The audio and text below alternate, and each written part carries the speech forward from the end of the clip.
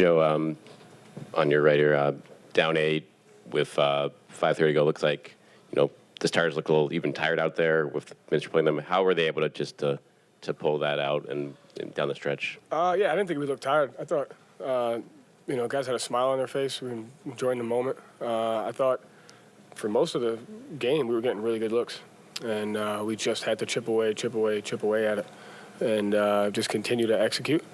And we did a good job holding them to one shot. Did a good job executing. So I thought the guys just did a great job kind of staying present, embracing the moment.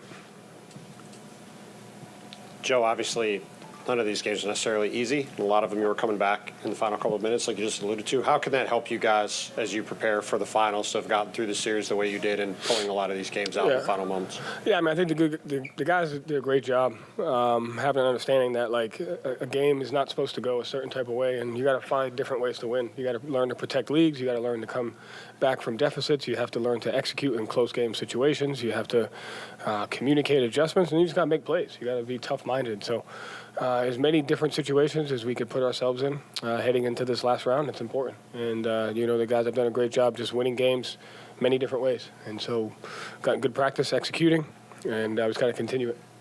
You guys held them scoreless for the final 3:32. Jalen had the huge block on Nembhard near the end. What did you see in terms of defensive execution and limiting them to one shot?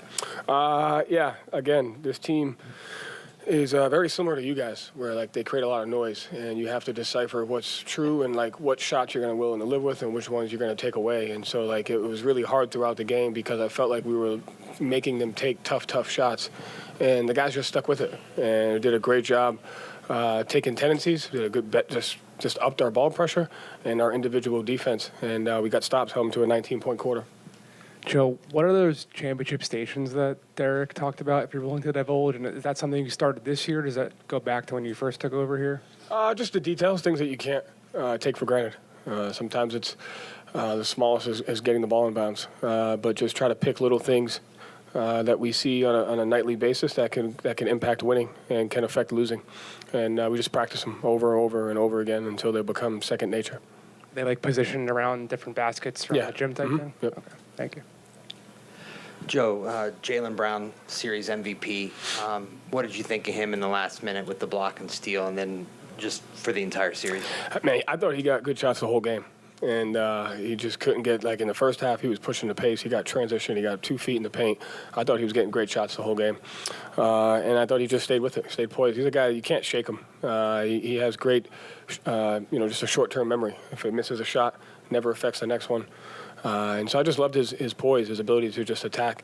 And, if it's one thing about him, and like Derek said, just making plays, like not being defined by scoring. And it was a hell of a pass. And, I had full faith he was going to make that read. It was a great read. Joe, touching on Jalen again, after Game 2, we talked about not making the All-NBA and being underappreciated.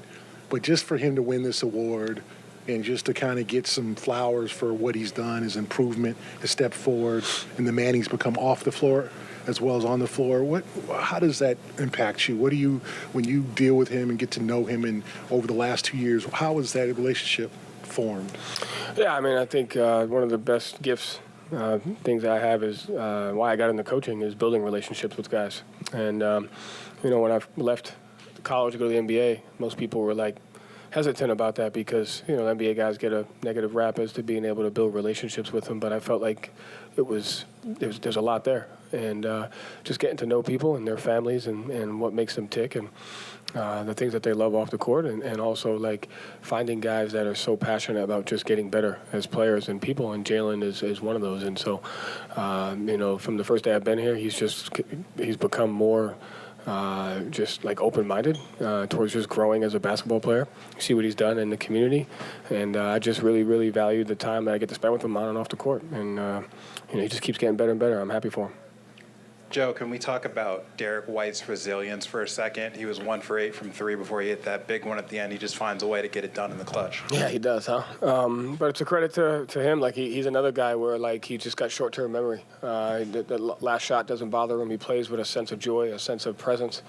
And I thought he got some really good looks, too. And, I think that's like the 4th or 5th time I remember a game at Toronto where he hit a corner 3 to be in there. And, like, he's when he catches that, he has I have full faith that it's going in. So, but another guy where his lack of shot making didn't impact his defense or his execution at times, and all the guys have kind of done that this year. Joe, up 3-0, it felt inevitable, but to get that final buzzer, when you look out on the floor and you see somebody like Al Horford really show some emotion, right? Mm-hmm. Celebrating with his son, all of those moments out there. Where are you feel? I know there's 4 more wins, but what's your feeling there in that moment, seeing those guys celebrating? Yeah, I mean, for me, it was finding my wife first. I wanted to make sure I had that moment with her.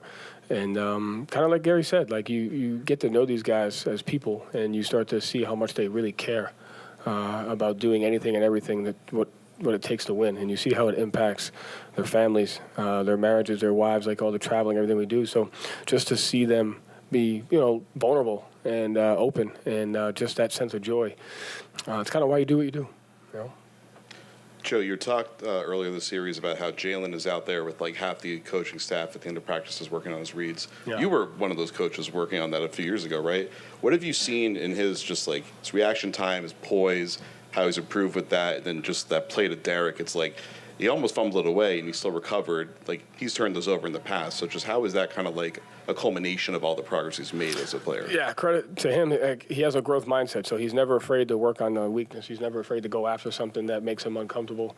And between him and Tony and the player development staff, they put him in any and every situation possible. So when you have a guy that's open-minded towards growth and towards wanting to get better, they practice stuff like that. They practice, they have the arms and they're slapping down and driving into 2 guys because they collapse and having to make that. So any and every situation you see on the court, Jalen prioritizes kind of going through that. So it's a credit to just his growth mindset and the staff.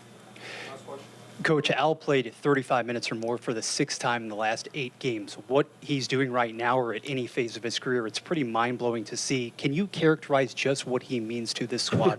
I mean, you can't really put it into words, so I'll try my best. But he's just a guy who is the best. I mean, his leadership, his poise, his intensity, when he brings it to a different level, it's contagious. Inspiration, guys look up to him. He's just Al. I can't, put it into words, but I'm grateful that we have him, and I'm really happy for him. Just the sacrifices that he's made over the course of his entire career to get another shot at this is big, and I'm really happy for him. Thanks.